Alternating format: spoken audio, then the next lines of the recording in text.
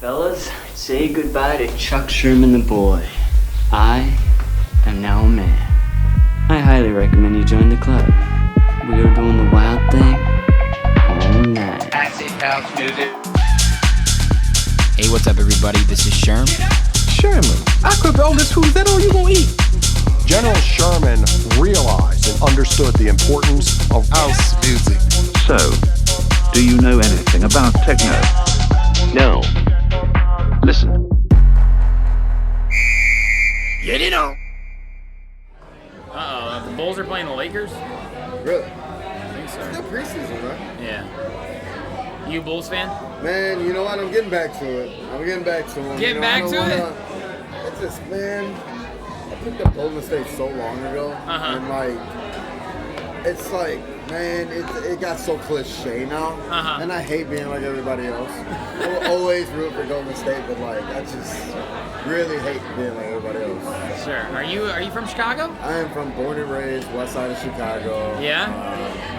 I went to the suburbs, like Schaumburg. Like my grandmother moved us out there, like high schoolish. Okay. You know, I think 8th grade maybe, you know, like somewhere in there. Yeah. So I spent like my high school days out there. Yeah. So, I mean, it really did a lot for me, man, because like I got both sides of the world, I guess you could say, because I lived on the west side, not in poverty, but obviously friends, other family members, you know, so on and so on. And then I lived in Schaumburg, you know, so it's like, yeah. So when I turned about 21, I came back to the west side. Okay. And I lived with my mom for some years, and I kind of just been citying it. I think, I spent some more time in the suburbs, but mainly back in the city. For sure. Well, I mean, was your family musical? When was your first exposure to electronic music? Man, my first exposure to electronic music has got to be the 90s, bro. Yeah. Like, I mean, like, I'm 33 now, so I'm getting there, but...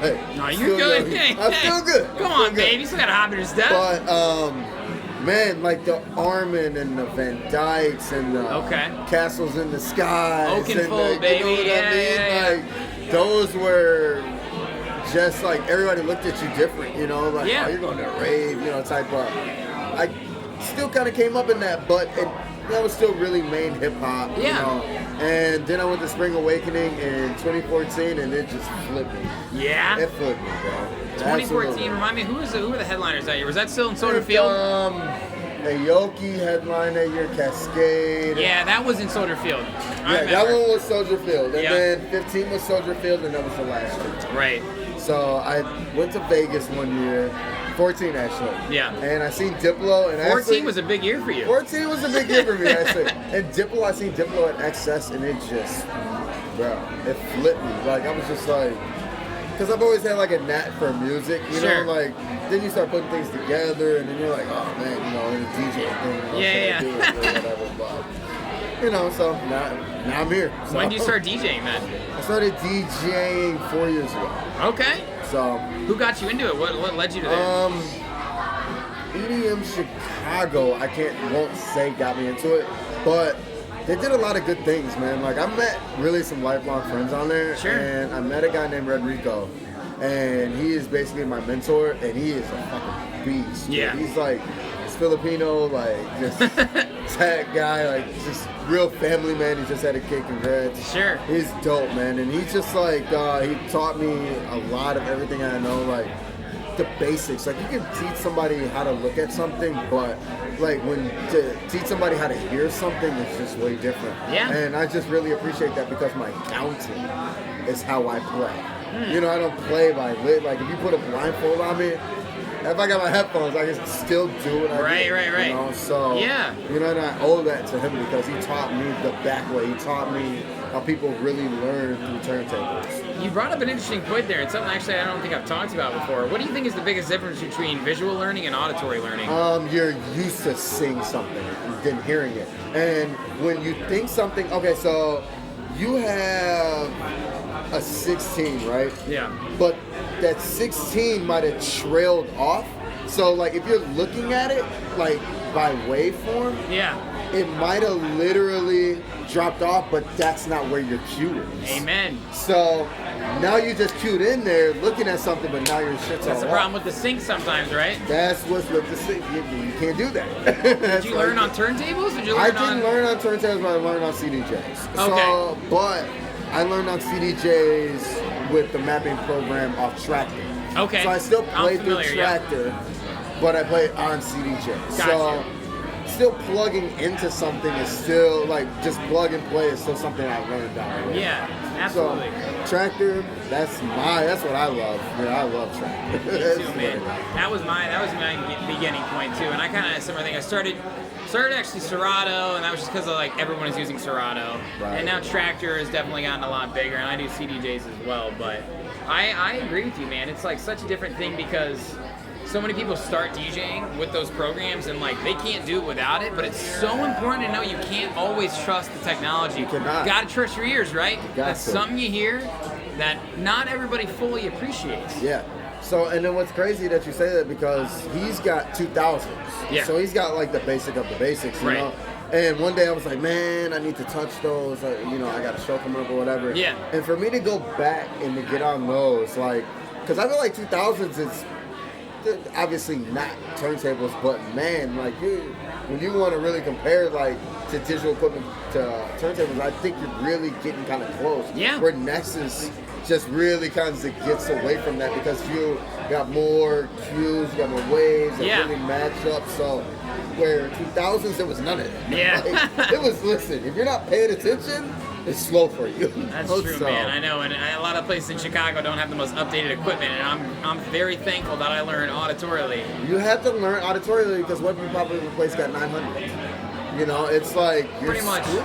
You're screwed. Why is it, do you think, that venues, for how important the music and the aura and the environment of a bar or a club, why does the equipment get treated the last thing that they take care You of? know what it is? Because I think for a venue, and this is like really big in our industry, like in the middle, because we got to play bars, we got to play clubs, and you know, when you get to the bigger clubs, you're gonna see that. But like here, you know, it's more or less that's not their focus. Like when they put their bar together, they put their bar together to sell liquor and food. You know what I mean? Like, you know, everything else is just kind of like added. Secondary, so it's man, like, you know, so if you come, well, if I'm going to hire a DJ, why wouldn't they be bringing their equipment? Like the cliche is so out there that you got to think too, like most people see their DJs at a wedding. You know what I mean? Like some people see them at a venue when they go out, but At they're most playing- bars, they're kind of hidden or something like that. you know what I mean? Like, so when you really, really see a DJ, it's kind of like personal. So, you know, I think like in our scene, like we forget that the average people don't see things the way that we see things. It's true. It's true. So, I mean, I think that's huge too. So, I agree, man. I agree. What is you know, your favorite part about being a Chicago DJ? I think being a Chicago DJ, man, I started dubstep actually. I had a name called Drop King, and I was did a couple of events for Trinium events, and Sure. they're dope. Like their manager is just, dude, excellent person to work with. And then like, bro, like house music. House music is just literally like everything to me. So I feel like if you came up in this city, Yeah. like you have to like it. Like You gotta love it. You gotta thank you. That is a better way of saying it. Like really, like I really feel like you should really love it because there's not too many people that I have actually put on to house music that didn't absolutely love it. True. Like, you know, like my brother. So my brother's a rapper in Chicago, Christopher Crack. Older or younger? He's about the same age. Okay. So Christopher Crack, he's a big rapper in Chicago. And make a long story short, we're at my house and he's like, man, he's like, you did something to me last night. And I was like, this is the next day. Yeah. And I was like, man, I've been telling you this for a long time. He was like, bro, what? He's like, I don't understand. I was like, it's in your soul. Uh-huh. I'm like, you were born and raised in Chicago. Yeah. It's in your soul. You just get to your preference or feel that we're supposed to or just think, you know, and then somebody makes you listen, and you can't deny what you like. You just can't deny it. You think it takes kind of going to a show live to really appreciate it? I think it takes for you to go to a show live. You know, it can take some good friends. Because I ain't gonna lie, the blunt sessions in the car, man. That will get you. That will get you there. Come on, Tony, the blunt sessions in the car, baby. I mean, I think those sessions are the only other thing that would be equal. Yep. You know, but other than that, you probably got to see it live because the feeling, the bass in your chest, the atmosphere, the people. Like, I don't care what people say, man, about the drugs or whatever. Everybody's not like that. Not and true. we have a really good scene, man. And I've met some of the best friends of my life in this scene. What's your opinion on the difference between the crowd at a festival and a club? The crowd at the club, I would say... From a DJ's perspective and then from a fan I would perspective. say, okay, from a fan's perspective, I would say that 60 to 65 people that are in that club don't even know who the hell is playing. That's true. I like real Definitely. life. I really think No that, matter how big. Man, I've tested that one time. I think I went to see. I don't want to lie, man. I don't remember who I went to see, but like I wanted to see this dude, Michael Calfin. Oh, I went to hell see Michael yeah. Calfin. Yeah. And literally, I asked like 10 people because I was curious, dude. Yeah. I just got back from Ultra, and Michael Calfin played in Chicago like that weekend that I got back Right. from Ultra. And I was like, dude, I just seen this dude. Look, man, we gotta Slade, go. Yeah. Slade, I gotta be in here. I asked like 10 people, not a soul knew who this dude was. And to you, he's And- like, this guy just played at Ultra. And I'm just like, dude, you guys just don't even know, like, dude, because at the end of the day, you still like music. Yeah, you came sure. to a club, like, a lot of people do go out to get trashed, but I would say that that's a lower percentage of people that like to go out and listen to a good DJ, Absolutely. some high quality music. And from a DJ perspective, like, I mean, that's why I like playing more shows like this. House music. I don't really like being a request DJ. I don't do requests. I will not do them. I won't do weddings. I won't do... It's just, you know what it is? My passion is with this. Yeah. I'm producing. I'm making this music. Okay. You know, so it's like, I don't want to do something that I don't want to do. It's just, that's not what I want to do. Have you played gigs where you get requests? How do you handle You know, so I have played them and I have actually just got off. it? Done. So I just did an event a couple weekends ago. My buddy just got a residency out south. Okay.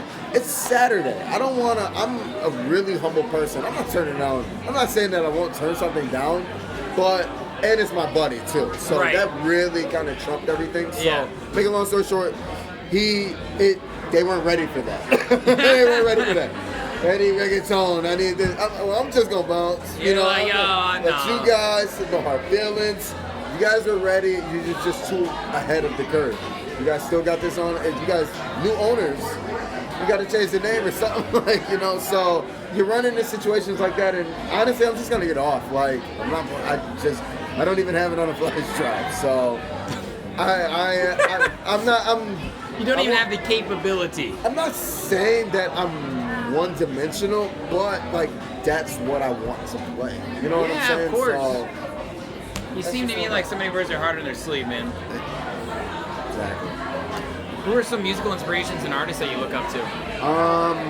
I'm really into Eli Brown right now. Did you see him on Friday? I saw him on Friday. Do you know my guy Juju? Yes. I just went to see interviewed him, Juju man. early. He's somewhere around here, Yeah, isn't it's he? somewhere. Yeah. I'm kicking it with him all day. Did you see him play? Yes. He crushed it, definitely. of course? Yeah. Definitely went there to check out. You know, we got to support our people. You know? Yeah, we do, man. And that's huge. Well, let me ask you real quick on top of that before you answer. I asked him, what do you think is the role of an African-American house DJ in our age range? You know, because there aren't a lot. There's, of course, there's Cashmere, you know, Derek Carter, Gene. Frankie Knuckles, but there aren't a lot now.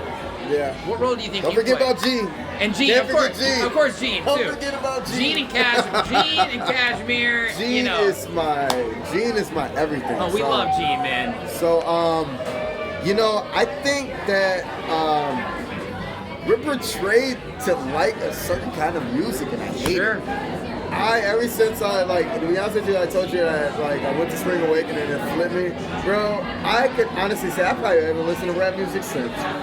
Like, I got real into trap, obviously, because I told you with the Drop King, I did a lot of dub stuff. And It was kind of like a stepping stone for you? so with my anniversary party, I wanted to put together a real day set, drop a little of this, drop a little of that. And I actually had to hit a buddy up and ask him, like, it's a couple hot rap songs, you know? And he was like, bruh. I was like, man, I'm so into it. And then when you DJ, you just, like I said, I'm not one-dimensional. I'm just really focused. Right. I'm just really focused. I really like where I'm at. I really like what I spend, and that's just where I'm at right now. Absolutely, man. And continue on. Who are some artists that are influenced? Eli Brown. Dude, Eli, he's on fucking fire. Eli is just on fire right now. Mason Maynard. Yep. And he's obviously got to represent, you know, Yeah, he's bro. another African. Hey, these young guys. He's just... And he's British, too. He's 21, dude. Like, what? Mason is 21? You did not know that? To be honest with you, Juju said he was 23, and I was like... Is he 23? He's in his 20s. He's in his 20s. Let's stay there. We'll agree Let's there. stay Yeah, I'll meet you in the middle. It's definitely 23 or lower. Okay. I know it ain't over 23. He looks young. Oh, he's a baby. He's a baby. So, you know, I feel like I'm still catching up. So, but I'm not letting that hold me back because I did learn a lot from being in the industry in Chicago. Like, sure. Even if you were just going to clubs and meeting people or promoting or thought you were promoting back in the day, like you're still networking. Absolutely. And I don't think people would still understand how big that is. Yeah. So, what's your definition of networking? finding a common interest to produce, I want to say entertainment, but it doesn't have to produce entertainment. To produce a relationship. You just said it best. Common interest, right? People say networking and they think, what can I get from this person that I can offer? No, How can I we don't want exchange? anything from you. See, the thing is like when you start looking at someone like you that you need something from them, that's when I think that we lose the camaraderie. Like, yeah, it's business. You're not supposed to be friends with everybody, but that person should still be an associate, in my opinion. Yeah, sure. Like, how are you gonna do business, like proper business, with somebody that you don't like? It happens. Obviously, it happens. But you know, when you're talking about networking, that shouldn't be the case. You know, in my opinion. I got a lot of respect for what you just said there, man. For real. I mean, you just like That's really. the Chicago in you right there, bro. We just, it's so much negativity in the city, and then like it's just so much good too, man. It's really good people. Like everybody says, oh, people don't speak to you on the street. Bro, it's probably windy and it's probably freezing outside. So probably has somewhere to go. It's probably a train, bus. Yeah. There's probably everybody's begging for money. You know, I have my head down. I'm feeling like you today. I love that, man. I love that. Now, something I love asking people that have been in the scene, Chicago, whatever it might be. Something I've been asking a lot recently. We're about to go into a new decade, right? Yes. A lot happened in the past decade. What do you think? What do you think the future holds? 2020 to 2030 of dance music. You know, the thing is getting so digital. Like, one thing I can't stand, and I'll keep it on the hush hush. I can't stand DJs don't use headphones. I just cannot stand it. How do they do it? What are you listening to? Like, what are you? Visual. And that's what I'm saying. Like, to what point? Like, do you even need to be hearing what you're doing anymore? Like, that's what I get to, and I don't ever say that because I'm usually done with the conversation before that. Right. Stop trying to, like, just take every last little thing that we got. We already went to CDJs, which is digital enough. Right. All you guys are just push and play. You're just doing this. You're just doing that. So, as a DJ, you really need to produce right now. I think if this is what you want to do, you got to have your own music. It's gonna take a turn. Like, you're always gonna have DJs that need. Let me put it like this. So, I always think that there's 3 different types of DJs. You got your wedding DJs. They're wedding DJs, man. Man. You got those types of DJs. And they can have a career off that, right? You can have a career off that. Right. And then you got your club DJs, and then you have your producers, man. Yeah. And like, you get a lot of producers that are really press and play because and you just can't say nothing because they're in the lab all day. Right. And then you got your club DJs which are just always gonna be, you know. So good. And I just think like coming into the future, it's just like the respect for DJs is just gonna diminish more and more and more because just technology. Yeah. You know, like technology is not really in our favor when it comes, unless you're gonna get on turntables. Like maybe DJs will start taking it back to turntables, you know, just to really get the feel, like, because I take pride in what I do. Like, I don't use a lot of effects. Yeah. Mine is just straight mesh, straight playing my tracks. Purity. Like, I'm playing, man. Like, you know what I Love mean? that. And like I just like I don't need to drown out my music with all the extra. Not to say that you don't need it, because I actually wish that I was better at it. Sure. You know, that's one of the things that I'm still getting better at. Yeah. But you know, just you know, it's like I said, like I really don't think it's all in our favor. Just with all the digital and everything. You know? And that's from other people's perspective is the thing too, right? Like we're the guys behind the decks, we're the guys behind the computer that we know technology is in our favor, but it makes everybody else assume that it keeps getting easier and easier for us, exactly. right? And to a certain extent, yeah, some parts do, some parts don't though. Some parts do, some parts don't. Right.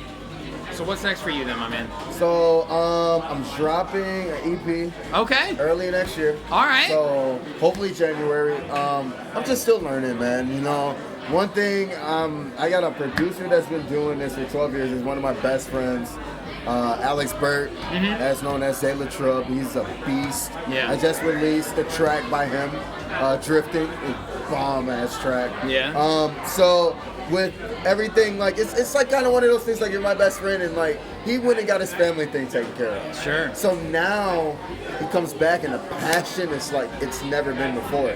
Drop the rappers and let's get on the house music. So he's producing like a lot of hip hop, you know, and now he's like, why haven't I been? I was like, you don't need anyone. I was like, you don't need anyone to do this, you know. So Cut off a vocal from a previous rapper. You know what I mean? So it's like, so we're really on that. We're really excited about that. I got 3 tracks done. Not done. They still got to go to the engineer. So Sure. Just a couple things, man. But that's what I'm really most excited about. I feel like that's just the one thing that, you know, pushes your gap a little bit, because anybody, I'm not saying anybody can be a good DJ, but anybody can DJ. You know, so I agree. You really just gotta find your originality and find what makes you unique about yourself. So Find the that best should version just be of in yourself. life. That should just be in life, period. So Well, in general, that's not even specific to anything. Exactly. You Find know, the best that's version of yourself and hit it hard.